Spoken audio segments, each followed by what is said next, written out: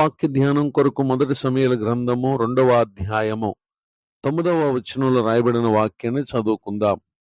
తన భక్తుల పాదములు తొట్రిల్లకుండా ఆయన వారిని కాపాడును. చదవబడిన ఈ వాక్య భాగంలోని దీవెన నా ప్రియులకు మీరందరూ పొందుదురుగాక. మన ప్రభు అయిన యేసుక్రీస్తు వారు మన పాదము తొట్రిల్లకుండా ఆయన మనల్ని కాపాడేటటువంటి దేవుడై ఉన్నారు. అనగా సమస్యలు వచ్చినా, శోధనలు వచ్చినా, ఇబ్బందులు వచ్చినా, ఏమాత్రం వాటి వలన నాశనకరమైనటువంటి స్థితిని పొందే పరిస్థితికి మనం వెళ్ళకుండానట్లుగా ప్రభువారు కాపాడేటటువంటి దేవుడై ఉన్నారు. ఎవరిని కాపాడుతారు అనంటే భక్తుల పాదములు, అనగా దేవుని పట్ల విశ్వాసము, భయభక్తులు కలిగి అనుదినం ప్రభును సేవించుచు ఎందరైతే ఆయన మహిమ కొరకు జీవిస్తూ ఉంటారో వారు తొట్టిల్లకు కారణమైనటువంటి పరిస్థితులు ఎన్ని వారి జీవితాల్లోకి వచ్చినా ప్రభువారు కాపాడేటటువంటి దేవుడిగా ఉన్నారు. యోబు గ్రంథం 1వ అధ్యాయము 1వ వచనంలో, ఊజు దేశమునందు యోబు అను ఒక మనుషుడు ఉండెను. అతడు యథార్థవర్తనుడును న్యాయవంతుడనై దేవుని యందు భయభక్తులు కలిగి చెడుతనం విసర్జించిన వాడు. ఇటు భయభక్తులు కలిగినటువంటి భక్తుని జీవితంలో అపవాది చేత శోధింపబడేటటువంటి సమస్యలు తాను ఎదుర్కొన్నాడు.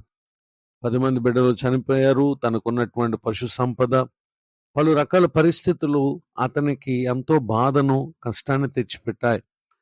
కానీ యోబు తన విశ్వాస జీవితంలో ఏ విధంగా ఉన్నారు అని గనక మనం పరిశీలన చేస్తే, యోబు గ్రంథం 1వ అధ్యాయము 22వ వచనంలో, ఈ సంగతులలో ఏ విషయమందును యోబు ఏ పాపమును చేయలేదు, దేవుడు అన్యాయం చేశానని చెప్పలేదు. చదవబడినటువంటి ఈ వాక్య భాగంలో ఇంత స్థిరముగా అతడు ప్రభువులో నిలిచి ఉండటానికి గల కారణం ఏంటంటే, ప్రభువు పట్ల తాను చూపిన భయభక్తులే తాను ఎదుర్కొన్నటువంటి నష్టాలలో, కష్టాలలో, బాధల్లో ఎంతమాత్రం కూడా ప్రభువు దృష్టికి అతడు పాపము చేయకుండా, దేవుడు తనకు అన్యాయం చేశానని చెప్పకుండా ఉండటానికి గల కారణం అతని భయభక్తులే. అదే రీతిగా తన భార్య కూడా వచ్చి ఇంకను యథార్థతను వదలక ఎందువా అని చెప్పి దేవుని దూషించి మరణము కమ్ము అని చెప్పి ఆమె యోబు గ్రంథం 2వ అధ్యాయము 9వ వచనంలో మాట్లాడినటువంటి ఆ మాటకు అతడిచ్చిన సమాధానం 10వ వచనంలో, మూర్ఖురాలు మాట్లాడినట్లు నీవు మాట్లాడుచున్నావు, మనం దేవుని వల్ల మేలు అనుభవించదుమా, కీడును మనం అనుభవింపతగదా నేను. ఈ సంగతులలో ఏ విషయమందును యోబు నోటి మాటతోనైనను పాపము చేయలేదు. బయట వారి విషయంలో కానీ, దేవుని విషయంలో కానీ, అతని భార్య విషయంలో కానీ అతడు ఎక్కడ కూడా నోటి మాటతో పాపము చేయలేదు. నిజమే, తన భయభక్తులు కలిగినటువంటి జీవితమే తన కష్టస్థితిలో తొట్టిల్లకుండా తనను దేవుడు కాపాడటానికి కారణమైంది.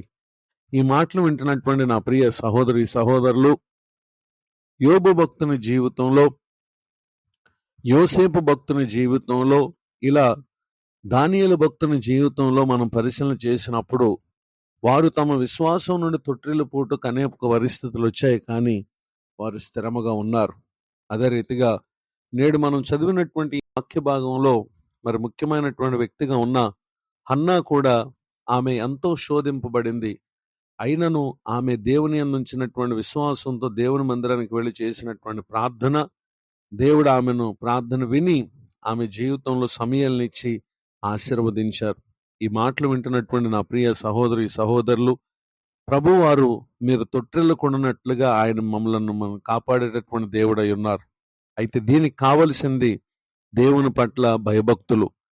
దానిని అనుదినము కలిగినటువంటి వారమై జీవిస్తే తొట్టిల్లుడు కారణమైన పరిస్థితులు ఏవొచ్చినా ప్రభువారు మనల్ని కాపాడుతారు.